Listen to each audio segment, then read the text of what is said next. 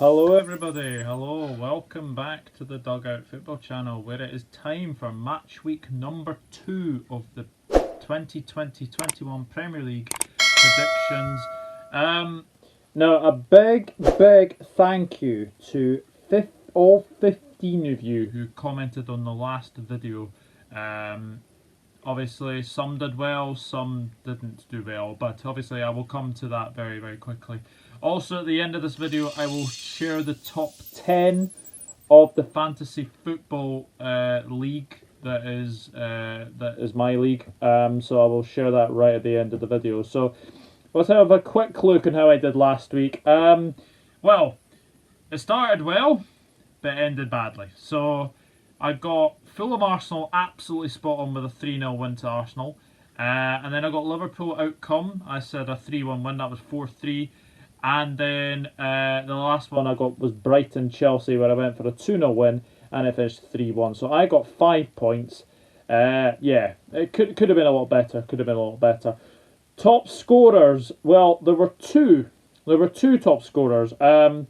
So joint first with a very respectable 8 points, Reece Russell, and Eat Sleep United Repeat, Russell Bland as well. So well done to you guys. You were the highest scorers in the comments. So very well done to both of you for that as well. So we've got some very good games of the weekend. Obviously, all 20 teams are playing. Yes, 20 teams, 10 games, all on the TV. So let's get going. So the first game to preview and predict is Everton against West Brom.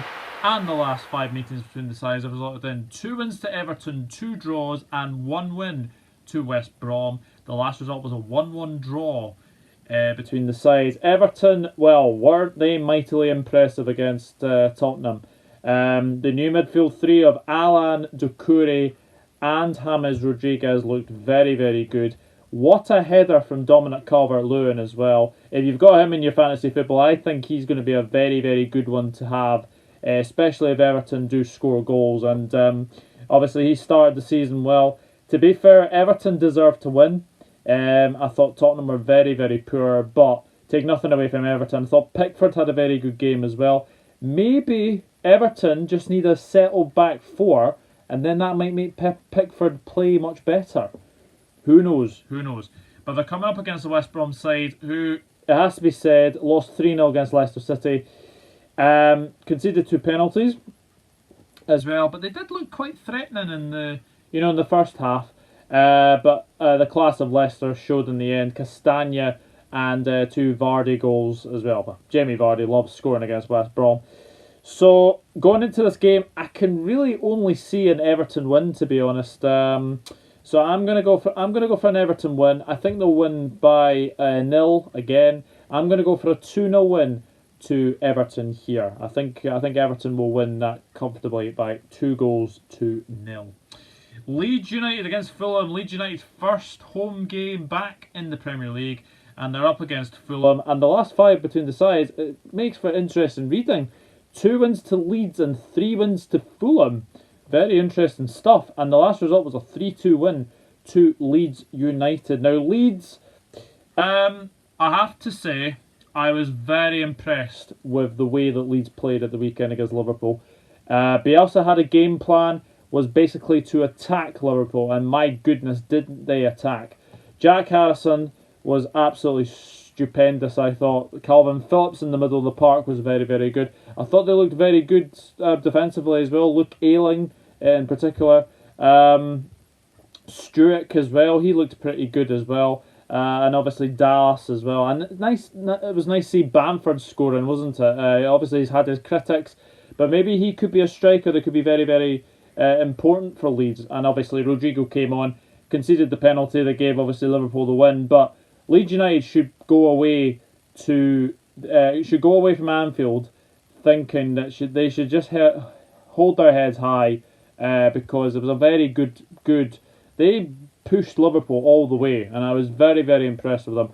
Fulham, yeah, disappointing. 3-0 defeat against Arsenal. Defensively, is a worry. And they started with Mitrovic on the bench. Now, I know Mitrovic had played in the Nations League for Serbia, played two 90-minute games, so I can understand why that is. But if you are Mitrovic, I think you should be starting these games because I think he would have probably given Arsenal more a threat as well. But has to be said, I think he would have given the Arsenal backline a much bigger test than Abubakar Kamara did. So for this game, I'm going to go for a home win in this one. I think Leeds United will be I think Leeds United will get a very comfortable win here. Going for a 2-0 win to Leeds United in this game. And now the return of Manchester United as they faced Crystal Palace. Manchester United, obviously, their game against Burnley was obviously postponed. That will be played at a later date because of obviously the European exploits of both Manchester clubs at the end of last season. The last five between the sides have resulted in 3 wins to United, 1 draw and 1 win to Palace. And the last result was a 2-1 win to Crystal Palace. And Crystal Palace's only win against Manchester United in the Premier League era came last season. Now, Manchester United have obviously been bolstered by the signing of Donny van de Beek. Will he start the game though? That is one thing you could say for sure. Mason Greenwood, obviously, it'd be interesting to see if he starts this game in the limelight at the moment because of obviously of all the wrong reasons. But he's only a kid. He's only 18. So, you know, we've all probably done silly things when we're 18, 19, etc. So I'm sure Mason Greenwood will just focus on his football. And it'll be interesting to see how Bruno Fernandes can do as well. Marcus Rashford, obviously, will he make it? Obviously played in the friendly against Aston Villa. And obviously Martial. It'll be interesting to see how well he does. Who starts in the net for Manchester United? Is it going to be De Gea? Is it going to be Henderson? That will be very interesting to see. But I'm looking forward to this game for sure. Crystal Palace are coming off the back of a 1-0 win over Southampton. And it has to be said, Wilfried Zaha getting the only goal of the game. Very, very good. But will Wilfried Zaha still be at the club by the end of the transfer window? That would be really, really interesting to see. But it's going to be a very interesting game, this one, because obviously Crystal Palace did win at Old Trafford the last time out.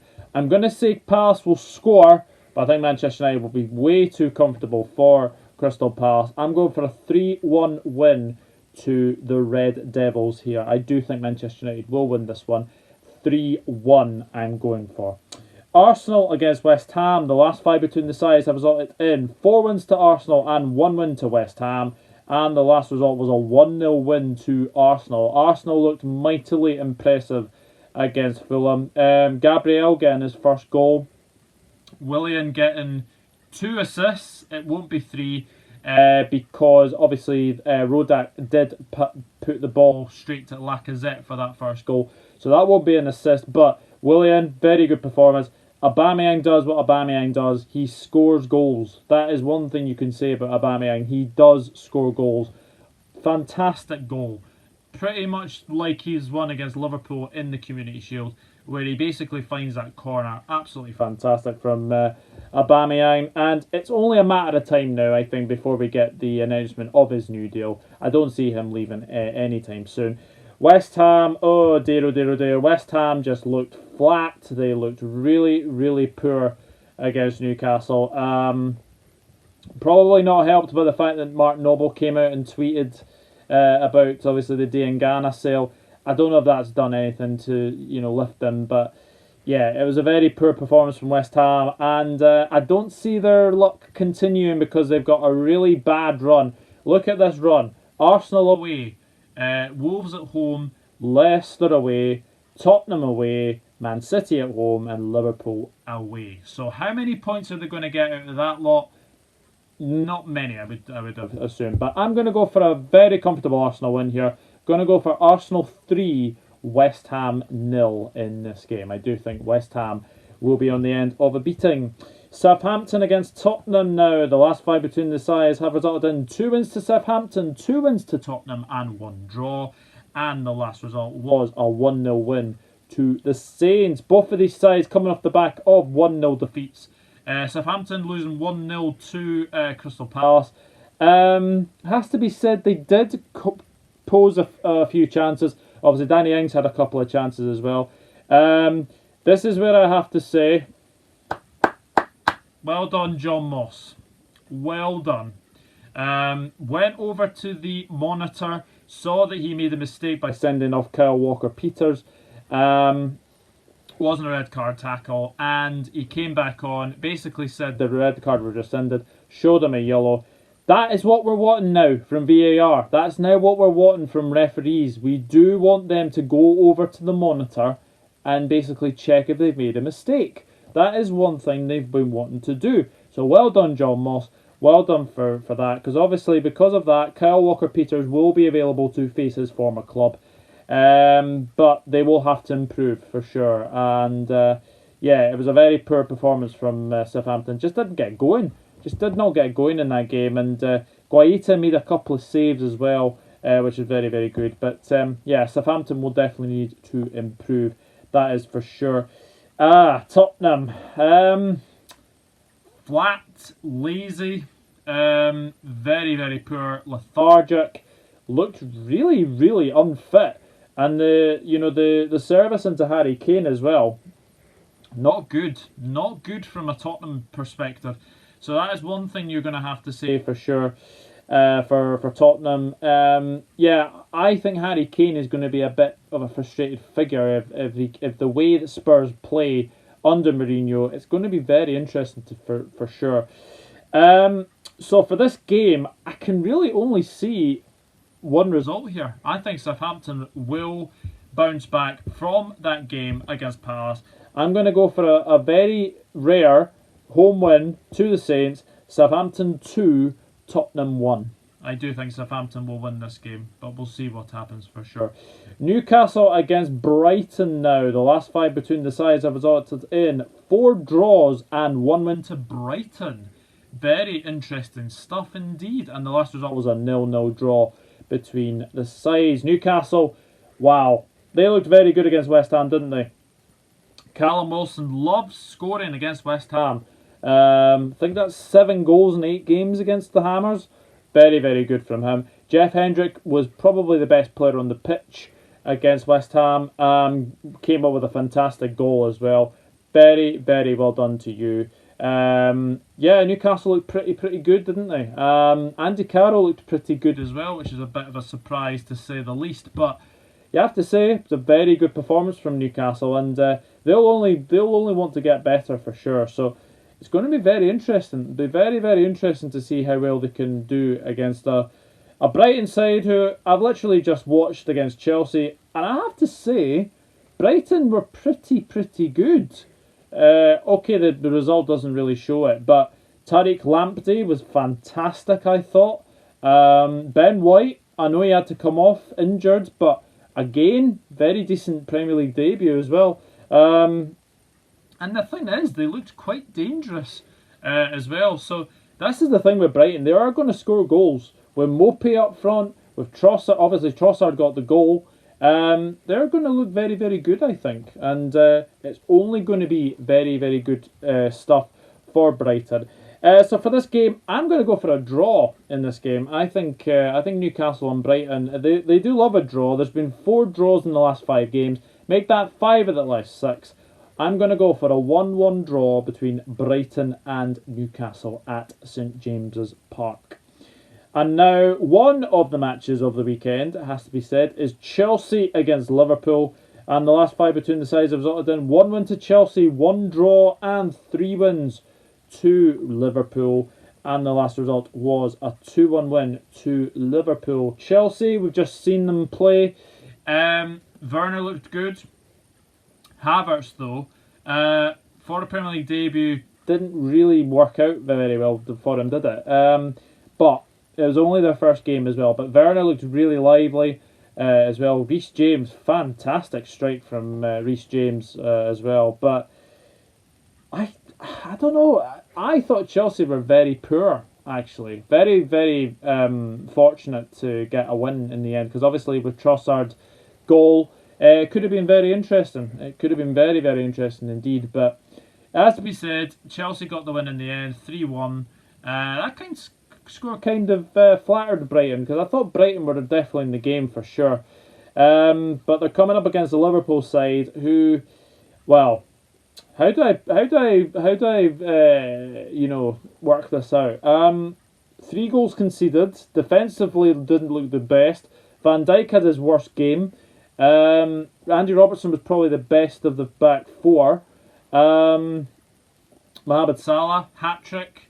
Mohamed Salah is now 3 goals away from 100 Liverpool goals. He is 88 in the Premier League. He is 12 away from 100 Premier League goals. So I think he could potentially break more records as the season goes on. But I have to say, Liverpool do need to improve defensively. So, what am I going to go for? Well, believe it or not, I'm not predicting a Liverpool win. I'm going to say a draw. I'm actually going to say a draw. A draw wouldn't be the worst result either. It's a tricky place to go to, Stamford Bridge. I'm going to go for a 1-1 draw between Chelsea and Liverpool. Might surprise a few people, but I'm going to go for a 1-1 draw in this game.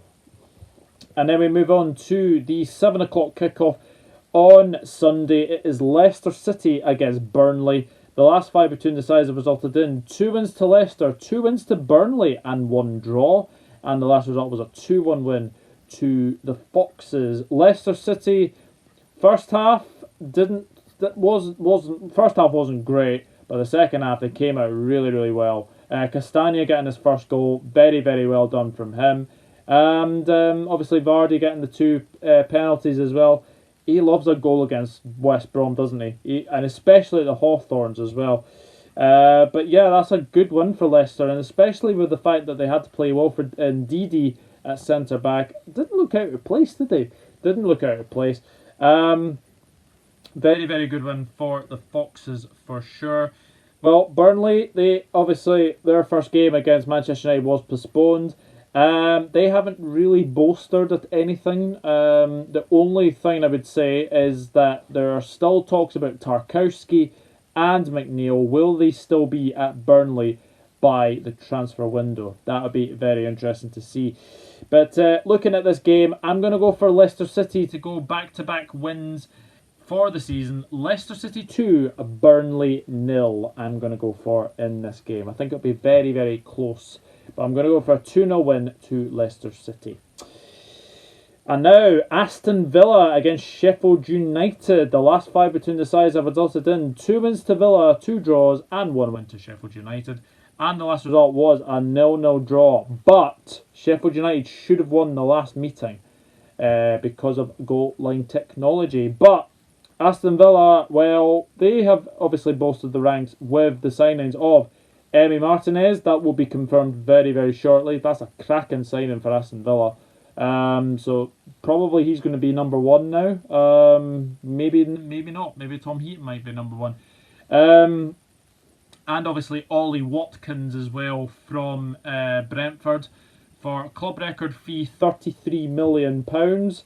Yeah, looking forward to see how he does, because obviously with Wesley and obviously Samatta as well, they've got some good striking options now, do Aston Villa. So that's going to be very interesting to see. Sheffield United, very poor against Wolves. Had a goal ruled out rightly for offside, it was. Going to be very interesting to see, but you do worry for Sheffield United. You do worry for that second season syndrome, don't you? Believe it or not, I'm actually going to go for a shock here. I'm actually going to go for a Villa win. Don't be surprised if Sheffield United do get something out of this game. But I'm going to go for a 1-0 win to Aston Villa in this game. I think it'd be a very interesting game, but I'm going to go for a 1-0 win to Aston Villa. And the final game to preview and predict is my second game of the week. It is Wolves against Manchester City. And the last 5 between the sides have resulted in 2 wins to Wolves, 2 wins to City, and 1 draw. And the last result was a 3-2 win to Wolverhampton Wanderers. Well, Wolves were very impressive against Sheffield United, it has to be said. Raul Jimenez, fantastic goal from him. Very, very well done from him. It was a fantastic half volley into the top corner. And obviously Roman Saiss as well. Very, very good finish from him as well. Wolves looked really, really good. So this is a really tricky one to call, because obviously Manchester City, well, this is their start to the season. They go away to Wolves, which is not an easy place to go to at all. Yeah, it'll be interesting. It'll be very, very interesting. But I'm going to say this for sure. Man City have obviously been bolstered by the ranks of obviously Nathan Ake and Ferran Torres. Obviously they've lost David Silva. Will we see Phil Foden more? That will be interesting to see for sure. And can Aguero stay fit as well? Well, those are questions we will soon find out for sure. But I'm going to go for another draw in this game. I think it'll be a very, very close one. I think there'll be goals. I think there will be goals. Man City, be interested to see how well they can defend for sure, because they came unstuck at Wolves last season. I do see Wolves getting a couple of goals, but I do think Man City will get a couple of goals because of their firepower. And obviously you've got every chance with Kevin De Bruyne in your team, Sergio Aguero, Raheem Sterling as well. But I'm going to go for a 2-2 draw in this game. Maybe a surprise, but I'm going to go for a 2-2 draw between Wolves and Manchester City. So that is it. That is match week 2 done and dusted. I will go through my predictions very, very quickly as well. Everton 2, West Brom 0. Leeds 2, Fulham 0. Manchester United 3, Crystal Palace 1. Arsenal 3, West Ham 0. Southampton 2, Tottenham 1. Newcastle United 1, Brighton 1. Chelsea 1, Liverpool 1. Leicester City 2, Burnley 0. Aston Villa 1, Sheffield United 0. And Wolverhampton Wanderers 2, Manchester City 2. So that is it. That is my predictions done and dusted. As always, leave your predictions in the comment section down below. To the 15 of you who left their comments in the comment section, thank you very much. It was very, very good to get a lot of you joining in. And as always, the highest scorer will get a shout out. Like Reece Russell and Eat Sleep United Repeat, you will get a shout out in the next video. So what I'm going to do now is I will leave you with the fantasy football top 10 as well. So I will leave that at the very, very end. But if you are new around here, then please hit that subscribe button, smash a like on this video, and I will see you all in the next one. Enjoy your Premier League weekend. And yeah, if we can get 15 comments again from 15 people, that'd be absolutely fantastic. But yeah, join in guys, and this will be a premiere as well. So leave your predictions in the premiere or the comment section, and I'll see you all in the next one. Take care, bye bye for now.